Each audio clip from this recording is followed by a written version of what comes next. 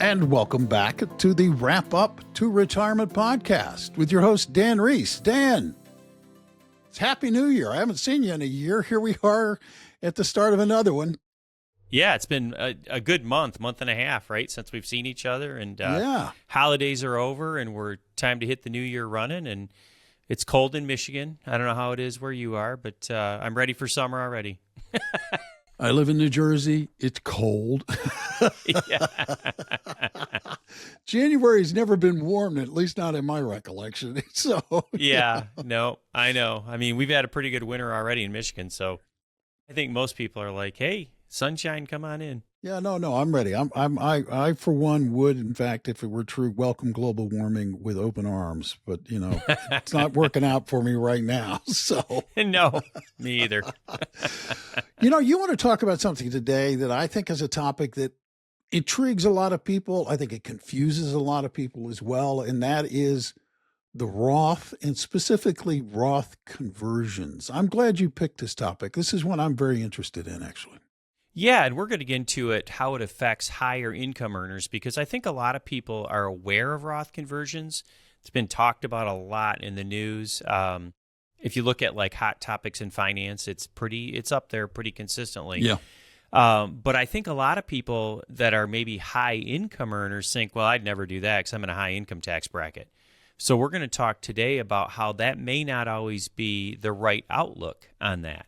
And there could be circumstances where Roth conversions, even if you're a high income earner, may be appropriate for you. And so, and keep in mind, as we talk about this stuff all the time, we're going to talk about strategies, right? But I caution everybody, always, when you're talking about strategies, they always need to be within the framework of an overall plan. And they always need to involve like experts, like tax experts, certified financial planners, people that can really see by what actions you're taking and what effect they're really going to have, right? Because sometimes people will hear something and they'll be like, "Oh, I'm going to go do that," and they don't really understand all the implications. And so it's just a little cautionary word as we get into this. And I think it's an appropriate cautionary word because what we're going to talk about today, what you are going to lay out for people, is a strategy, is an idea. It's a general idea. And I would add to you saying, anybody out there who's got questions about their specific individual circumstance should either check in with you or check in with their own financial professional before they wander off and decide they're going to do something that they don't really fully understand. So, yeah, 100%. I mean, I've always found Roth conversions out of reach because there are income limits in terms of, if you make above this income threshold, you can't be contributing to a Roth. You can't have a Roth. So, I've looked at them and thought, gee, these would be really cool, but there's no way for me to participate. Yet you're saying actually there is a way to participate, and there are times when it might be wise to do so. Yeah, and I think that what you just said is really important because this is probably one of the most confusing things about Roth IRAs. The difference between regular contributions versus conversions. So contributions versus conversions, right? So contributions have definite income limits and everything else. And so as an example, this year for 2026, the standard Roth contribution limit's $7,500. It did go up some this year. And the catch-up for anyone over 50 is $1,100. So if someone's over 50, they could put in $8,600 as a contribution, right? Okay. Now, keep in mind, there are income limitations, which you have to check with a certified financial planner, a CPA. You look online, but there are limits on how much adjusted gross income you can have in order to be able to do that, Bill. And that's one of the important things where a lot of people are like, well, I can't do that, right? Yeah. And outside of the scope of today, there are some things they call backdoor Roth conversions, different things. We're not going to talk about that specifically today, but there could be some ways to get money into a Roth if you're above the limits, but that's outside the purview of what we're going to talk about today. You're going to kind of keep it simple, but keep it complicated at the same time. Yeah, exactly, because it is kind of complicated. Because what we're going to really talk about are what are called conversions, not contributions. So the conversion is simply taking money that you have in a pre-tax account, typically a regular IRA, and you are going to, in essence, take a distribution, convert it into the Roth, and you are going to pay the taxes as, it's basically regular income, right? As that money comes out. So it's going to go on your tax return when you pull it out. And I think most of us are aware that we live in this graduated tax system where we have tax brackets. So, as you make more money, the income tax rate gets higher and higher. And so that's where a lot of people get dissuaded, where they're like, hey, I make way too much money. I would pay a huge tax bill if I did one of those conversions. And when you convert money, when it goes into the Roth IRA, the big selling point is once it's in that Roth account, then from that point moving forward, it's going to grow tax-free. And as long as you fulfill all the rules around it, the distributions out of it are tax-free. And so there's a huge long-term benefit. They're not subject to required minimum distributions. They don't affect other benefits oftentimes like other income would. So there is a really big payoff to get money into Roth. But we're going to talk today a little bit about maybe circumstances where if you are a high income earner, where you could possibly use that Roth conversion strategy to your benefit. All right, excellent. Well, let's get to it. When could it make sense, Dan? Yeah, number one, which is something that we have almost every year, a market downturn, right? Yep. So, it's funny. Just a quick comment on that. If you ask people how the markets are doing, most of the time everybody's like, bad, right? They're doing bad. It's like, well, most of the time they actually go up. But, there are definitely times where we have downturns. Look at 2025 when all of a sudden all the tariff talk started in April. We had a pretty substantial downturn. Yeah. And so a market downturn, in essence, is an opportunity oftentimes with investments. It could be an opportunity to invest money if the market drops substantially. We're like, hey, I've got some cash on the sidelines. I can maybe put it in at the lower rate, and then, as it rebounds, I would make possibly some extra return. Well, with the Roth conversion, and this is what I want you to think about. Let's take, for example, you had a $400,000 that you wanted to convert, and the market dropped 25%.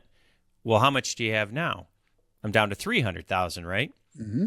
And so if you think about that, now I convert $300,000, even though I'm in a high tax bracket.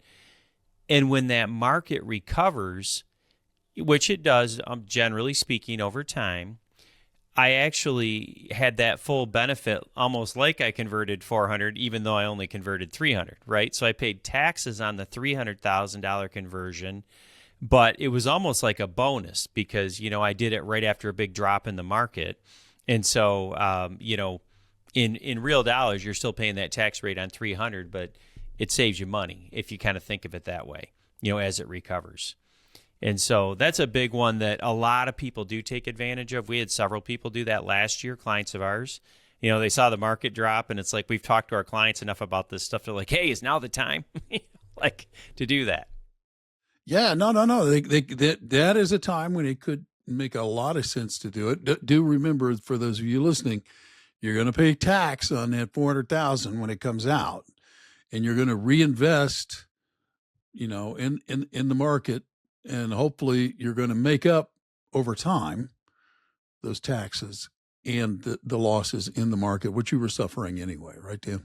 Right. Yeah. And that's the big thing is it needs to be efficient if you take advantage of that type of a strategy because you want to make sure the money stays invested because markets move really quickly.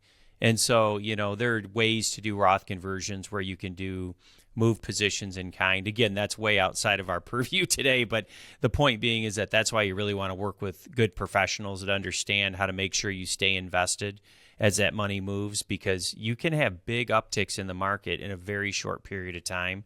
So you wouldn't want to end up, hey, I'm going to do this conversion. I'm going to sell in cash, move cash. Maybe a week later, I get it reinvested in the Roth. A lot can happen in a week, and you can lose substantial benefits in that short amount of time if you're not doing it correctly. Good point. State taxes are another potential opportunity. I mean, granted, it involves moving,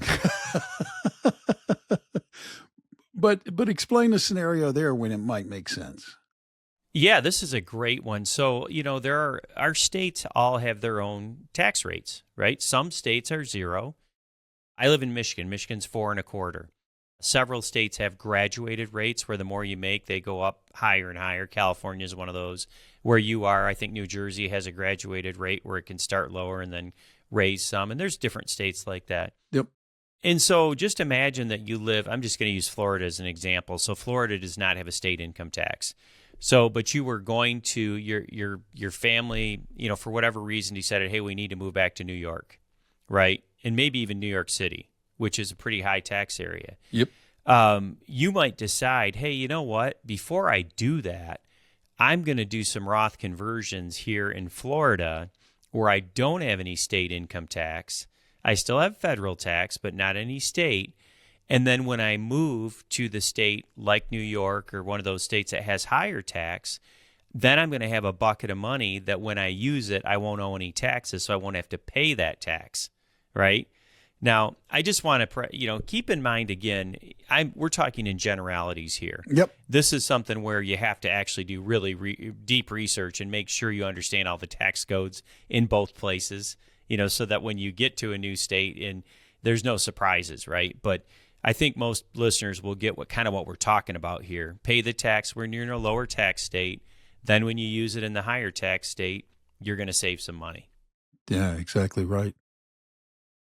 Well, what about RMDs and people who are retired and this is one I'm personally familiar with, so there's a little bit of pain for me on it, Dan. Yeah, and this is a big one that there's a lot of misunderstanding around required distributions and kind of how all your tax situation can change when that happens. So one of the things you always have to remember, and we do this with everybody, it's like you always want to make sure when you're doing financial planning that you're looking ahead. So as an example, if you have these, traditional retirement accounts, pre-tax money, well, generally speaking, hopefully if they're invested right, they're going to be growing some. And so what the value is today should be much different, down the road when you're, say, 73, 74, and you have to start taking required minimum distributions. And so understanding how is that going to look? So if they grow at kind of normal rates, it's really important to look out into the future and say, when I have these required distributions, is that going to cause me some problems? Is that going to put me in a really high tax rate? And is it going to cause maybe me to have extra Medicare premium because there's something called IRMA, which is just basically if your income gets to certain levels, they charge you higher Medicare Part B premiums. Mm-hmm.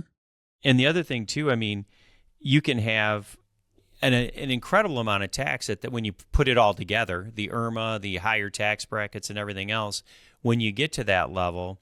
And that's why it's so important to understand Roth conversions, because you can conceivably combat that to some degree if you convert some of that money earlier on, so then when you get there, you don't have that issue.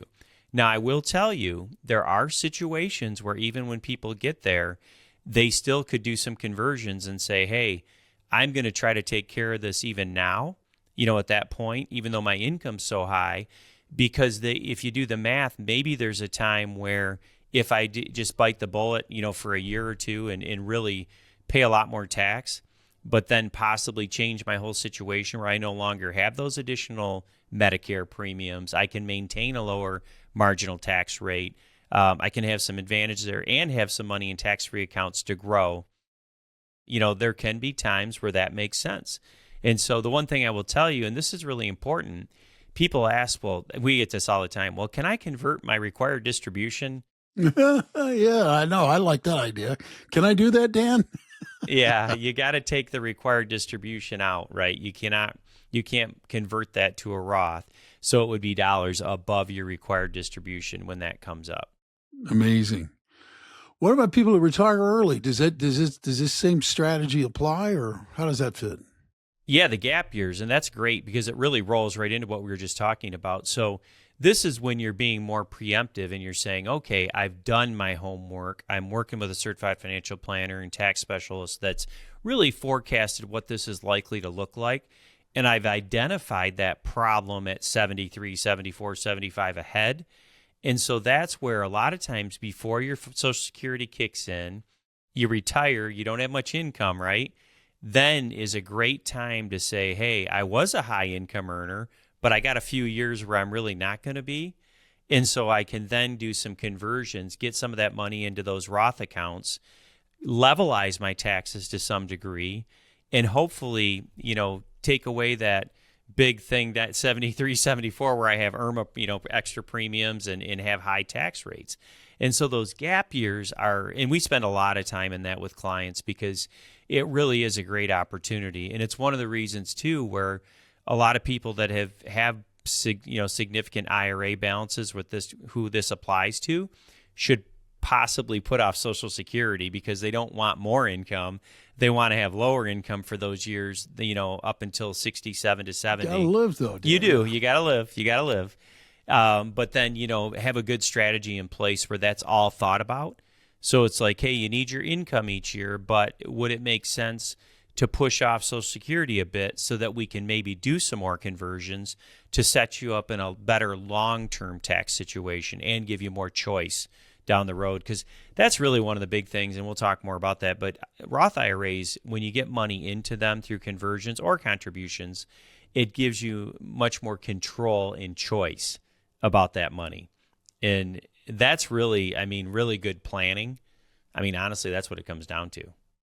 Well, it's an interesting feature of Roths that is different from 401ks or IRAs, which a lot of people may not realize, is that the Roth, once you've converted it, you don't have any required distributions from it, right? Right. It's amazing. You can let it sit as long as you want. And we're going to talk a little bit about how that affects your heirs as well. Well, that's just what I was leading into, because I was going to say, because by passing on a Roth account to someone, they could let it sit as well. They don't have to drain it, unlike an IRA or 401k, right?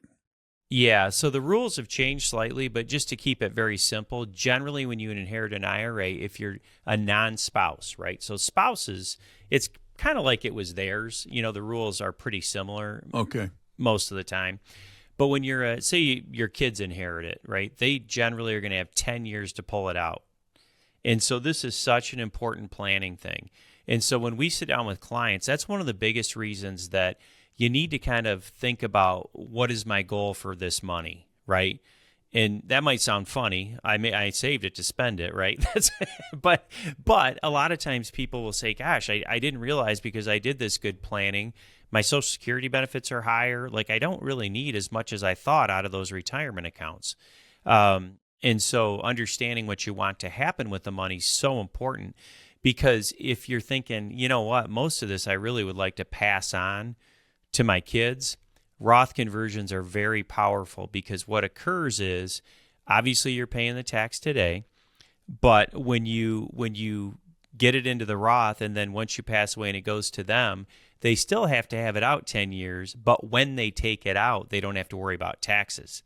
So if it's a pre-tax account, they may be in their high earning years, and now they've got 10 years to take out pre-tax money that they're going to have to pay taxes at their rate. It doesn't matter what your rate was. Oof. It's their rate. And so understanding that complexity and saying, okay, I don't want to put them in a bad spot either from a tax perspective. That's one of the things that's really important. The other thing with Roth conversions, along the whole estate planning thing, sometimes if you have really large balances and you have estate taxes that you're facing, which there's not as many people nowadays because they have gone gotten quite high. Oftentimes you're better off doing Roth conversions, paying it at your income tax rate. So that eats up some of the money in your estate, which would be taxed at the estate tax rate. You know what I mean? And then you can pass tax-free money to kids. Yeah. And so, again, it gets to the complexity of it when you're a high income earner and, understanding how all this stuff plays out. Because, the thing with IRAs in general, it's not just your life, right? It's going to affect the next generation too. And so you want to really think about that whole thing when you're thinking of estate planning and your heirs with your IRA money. And sometimes those Roth conversions can play a part. Oh, that's great. So this all sounds pretty compelling, but it's not always a yes, is it, Dan? No. And this is going back to what we talked about originally. Number one, financial planning done, especially if you're a high income earner and have accumulated significant assets, there are a lot of moving parts, right? And so when we talk about Roth conversions, we're also talking about increasing your taxable income. And when you increase taxable income, there's a lot of things that can appear. They can appear out of nowhere, and you're like, whoa, where did that come from, right? You can have net investment tax income, the NIIT, or you can have IRMA, which is your taxes on Medicare. You can have reductions on subsidies on the Affordable Care Exchange, right? The ACA. There's all these things. There's a lot of things that can pop up with taxes when you hit certain levels of income. And so the biggest thing you always have to be aware of is, if I'm considering this, you need to do scenario planning with experts. So you can run scenarios and you say, hey, here's where all my income is this year. If I were to do a conversion for X number of dollars, I factor that in. How did it change everything? And that's the beauty of technology today. We have technology in our office where we can do a lot of that preliminary work and get a really good idea what it might look like.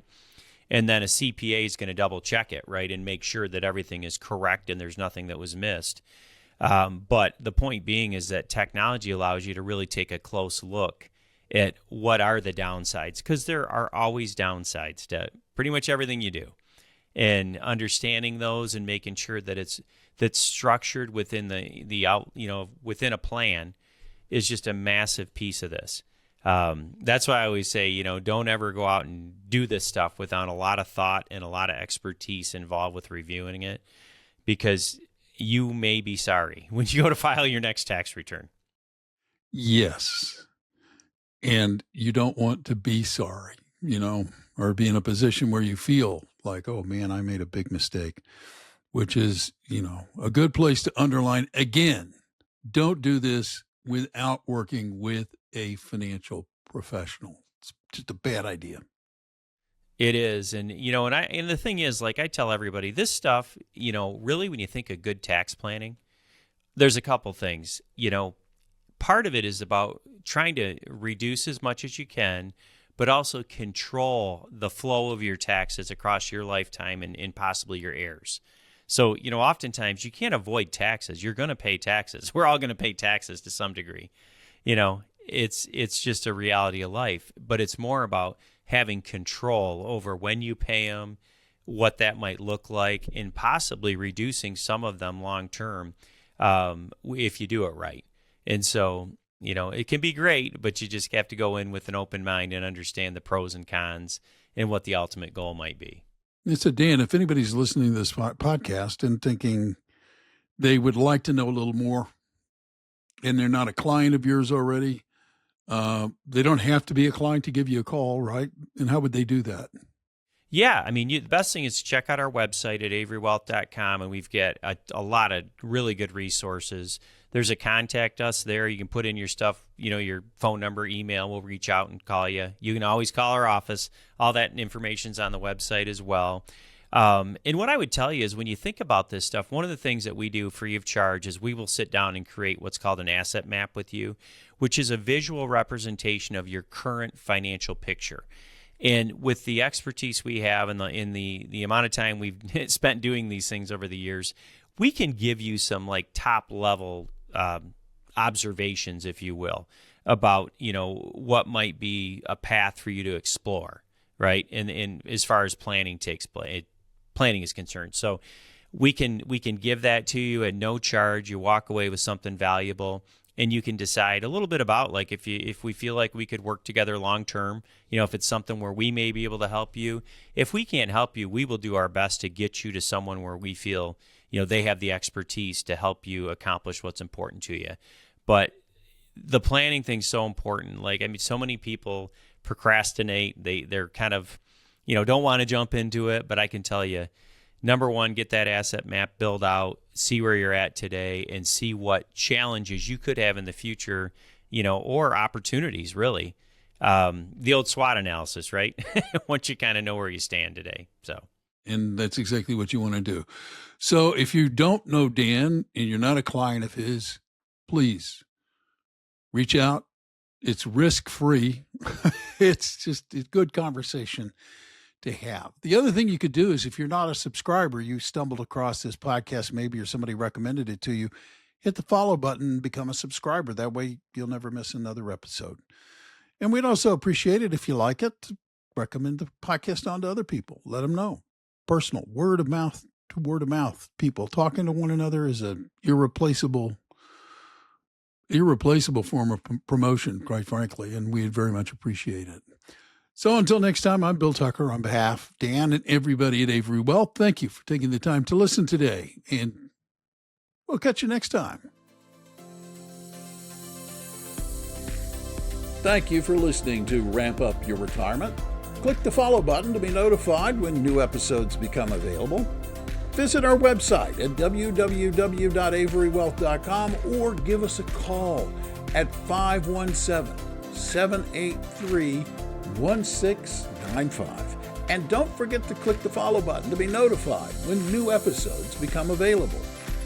The information covered and posted represents the views and opinions of the guest and does not necessarily represent the views or opinions of Avery Wealth. The content has been made available for informational and educational purposes only.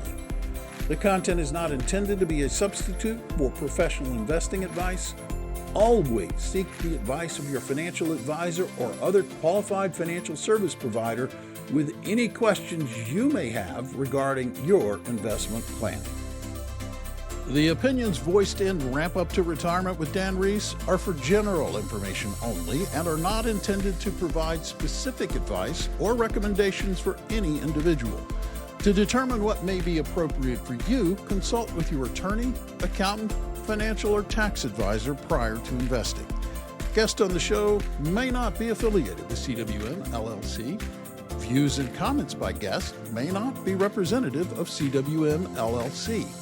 Investment advisory services are offered through CWM LLC, an SEC-registered investment advisor. Carson Partners, a division of CWM LLC, is a nationwide partnership of advisors.